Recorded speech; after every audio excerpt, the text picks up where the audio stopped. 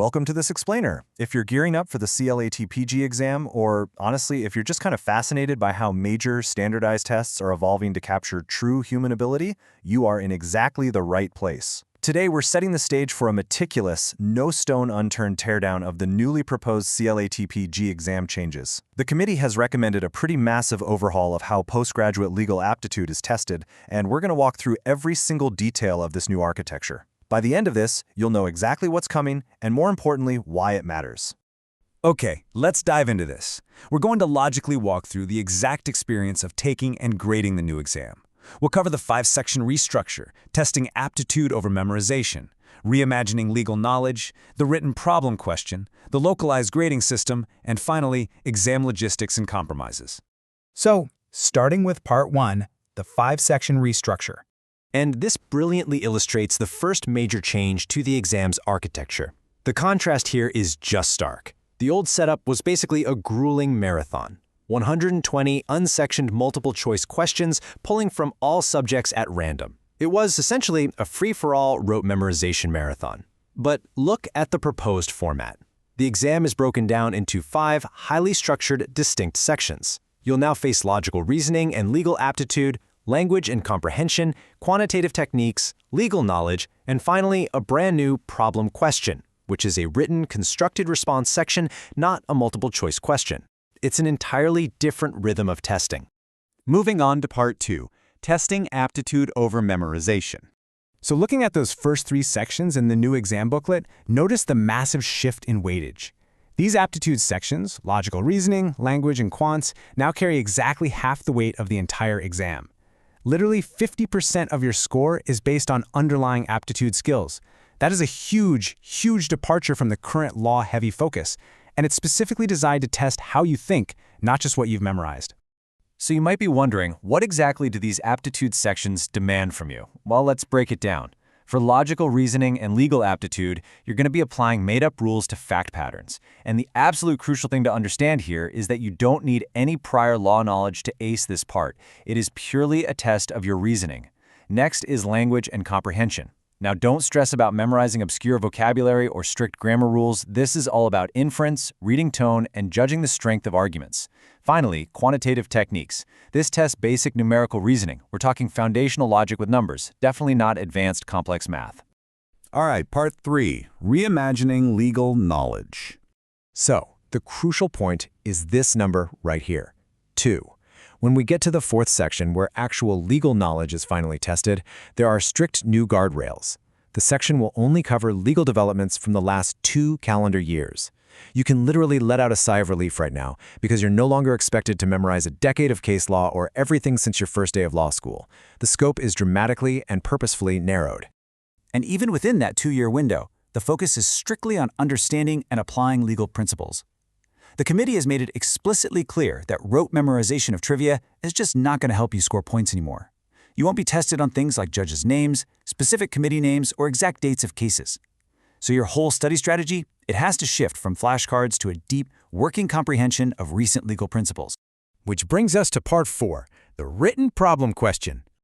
Now, this is arguably the biggest and most intimidating change to the exam, the totally new written constructed response section. Here's exactly how it works from your perspective on test day. You'll be provided with 3 different legal problems drawn from public law, private law, commercial law, or international law. You have to pick exactly one to answer in writing. The prompts will be based on a real legal development from the last 2 years, but you're expected to bring in general legal principles too. Graders are looking for structured legal reasoning, meaning can you logically spot the principles and apply them to facts, and clear writing, including having the foresight to anticipate counter-arguments. But let's pause for a second, because this raises a very practical question. We are talking about thousands upon thousands of candidates. Grading written essays for a pool this massive is notoriously difficult. It's subjective and it takes forever. So how in the world will the committee actually manage this? That leads right into Part 5, the localized grading system. Let's move to and see how this builds, because the behind-the-scenes grading logistics they've engineered are fascinating. Step 1. Your essay isn't even read right away. First, only your MCQ sections are scored to create a master shortlist of candidates, which will be roughly 2 times the number of total seats available across all the national law universities. Step 2. The evaluation becomes localized. Your first choice NLU will only read the written answers of their shortlisted applicants, and they fill their seats from that pile. Step 3. If a school still has unfilled seats after that round, only then do they trigger the reading of essays from candidates who ranked them second. This cascading, round-by-round, localized system is what actually keeps the workload manageable for these institutions. Finally, Part 6, Exam Logistics and Compromises. Let's talk high-level logistics and the philosophy behind them. The first major rule is about volume. Each of the first 4 MCQ sections is tightly capped at just 10 to 15 questions each.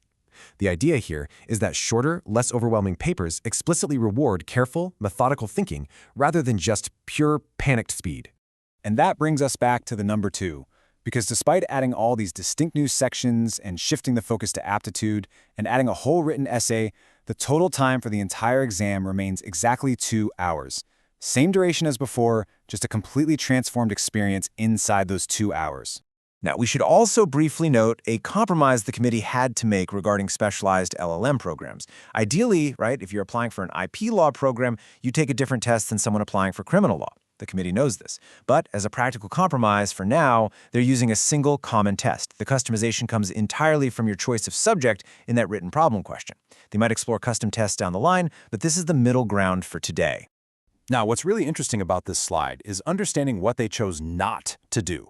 Why didn't they just adopt standard foreign admission models like a statement of purpose or a writing sample? Well, they explicitly rejected those for 3 reasons. 1, AI-generated essays make take-home documents totally unreliable. 2, India's applicant pool is just massive, making separate portfolios a logistical nightmare. And 3, they couldn't just use undergraduate law degree marks because, let's be honest, those vary wildly across different Indian universities. An in-person written question was really the only fair AI-proof solution.